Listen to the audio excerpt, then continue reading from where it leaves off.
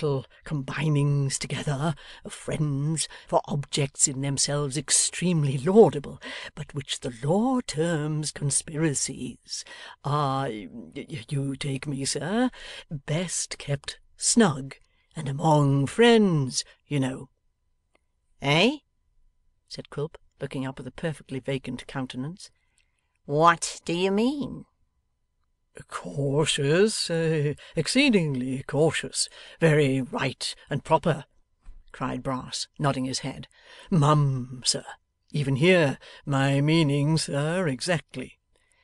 'Your meaning exactly, you brazen scarecrow? What's your meaning?' retorted Quilp. 'Why do you talk to me of combining together? Do I combine? Do I know anything about your combinings?' 'No, sir, certainly not. Not by any means,' returned Brass. 'If you so wink and nod at me,' said the dwarf, looking about him as if for his poker, 'I'll spoil the expression of your monkey's face, I will.' 'Don't put yourself out of the way, I beg, sir,' rejoined Brass, checking himself with great alacrity. 'You're quite right, sir, quite right. I shouldn't have mentioned the subject, sir. It's much better not to. You're quite right, sir. Let us change it, if you please. You were asking, sir, Sally told me, about our lodger. He has not returned, sir.' 'No?' said Quilp, heating some rum in a little saucepan, and watching it to prevent its boiling over. 'Why not?' 'Why, sir,' returned Brass, 'he dear me, Mr Quilp, sir.' 'What's the matter?' said the dwarf, stopping his hand in the act of carrying the saucepan to his mouth. 'You have forgotten the water, sir,' said Brass, 'and excuse me, sir, but it's burning hot.' Deigning no other than a practical answer to this remonstrance, Mr Quilp raised the hot saucepan to his lips, and deliberately drank off all the spirit it contained, which might have been in quantity about half a pint, and had been for a moment before, when he took it off the fire, bubbling and hissing fiercely. Having swallowed this gentle stimulant, and shaken his fist at the admiral, he bade Mr Brass proceed. 'But first,' said Quilp with his accustomed grin, 'have a drop yourself. A nice drop. A good warm fiery drop.' 'Why, sir,' replied Brass, 'if there was such a thing as a mouthful of water that could be got without trouble.' 'There's no such thing to be had here,' cried the dwarf. 'Water for lawyers? Melted lead and brimstone, you mean? Nice hot blistering pitch and tar? That's the thing for them, eh, Brass, eh?' 'Ha ha ha!' laughed Mr Brass. 'Oh, very biting, and yet it's like being tickled. There's a pleasure in it too, sir.' 'Drink that,' said the dwarf, who had by this time heated some more. 'Toss it off. Don't leave any heel tap. Scorch your throat, and be happy.'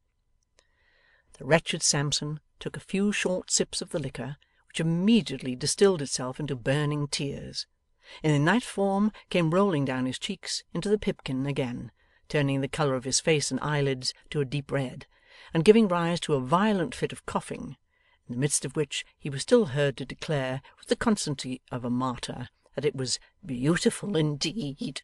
While he was yet in unspeakable agonies, the dwarf renewed their conversation. 'The lodger,' said Quilp. 'What about him?'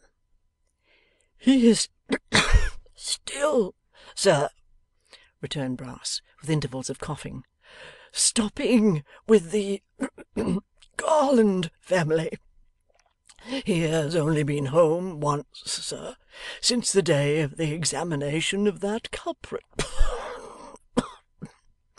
He informed Mr Richard, sir, that he couldn't bear the house after what had taken place, that he was wretched in it, and that he looked upon himself as being in a certain kind of way the cause of the occurrence. Very excellent lodger, sir. I hope we may not lose him.' 'Ya!' cried the dwarf. 'Never thinking of anybody but yourself. Why don't you retrench then? Scrape up, hoard, economise, eh?' 'Why, sir,' replied Brass, 'upon my word, I think Sarah's as good an economizer as any going. I do indeed, Mr Quilp.' 'Moisten your clay, wet the other eye, drink, man!' cried the dwarf. 'You took a clerk to oblige me.' 'Delighted, sir, I'm sure at any time,' replied Sampson. 'Yes, sir, I did.' 'Then now you may discharge him,' said Quilp. 'There's a means of retrenchment for you at once.' 'Discharge Mr Richard, sir?' cried Brass. 'Have you more than one clerk, you parrot, that you ask the question? Yes.' 'Upon my word, sir,' said Brass, 'I wasn't prepared for this.' 'How could you be?' sneered the dwarf, 'when I wasn't?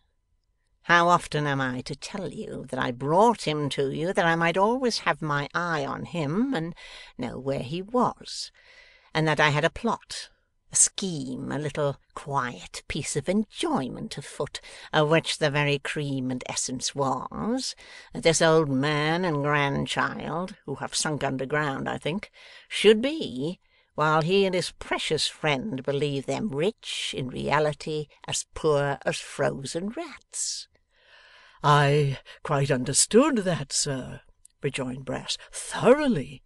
'Well, sir,' retorted Quilp, 'and do you understand now that they're not poor, that they can't be, if they have such men as your lodger searching for them, and scouring the country far and wide?'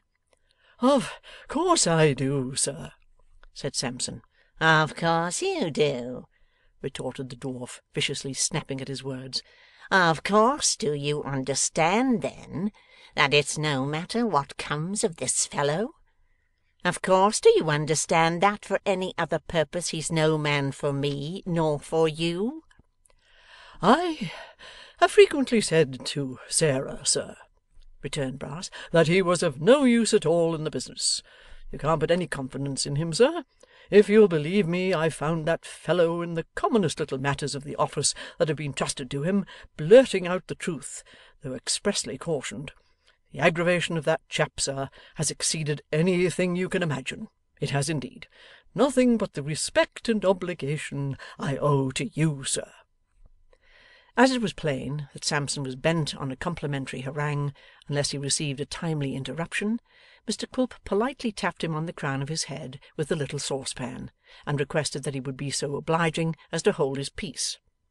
'Practical, sir, practical,' said Brass, rubbing the place and smiling, 'but still extremely pleasant. Immensely so.' 'Hearken to me, will you?' returned Quilp, 'or I'll be a little more pleasant presently. There's no chance of his comrade and friend returning. The scamp has been obliged to fly, as I learn, for some knavery, and has found his way abroad. Let him rot there.' 'Certainly, sir. Quite proper, forcible,' cried Brass, glancing at the Admiral again, as if he made a third in company. 'Extremely forcible.'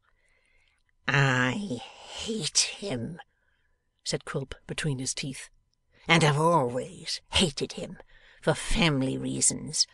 Besides, he was an intractable ruffian, otherwise he would have been of use.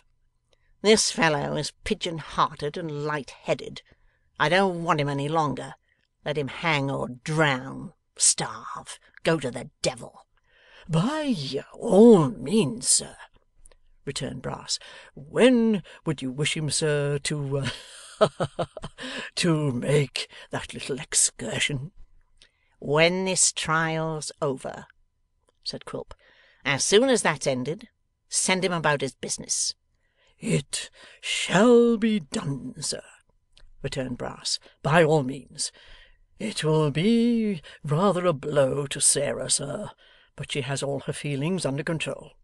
Ah! Mr Quilp. I often think, sir, if it had only pleased Providence to bring you and Sarah together in earlier life, what blessed results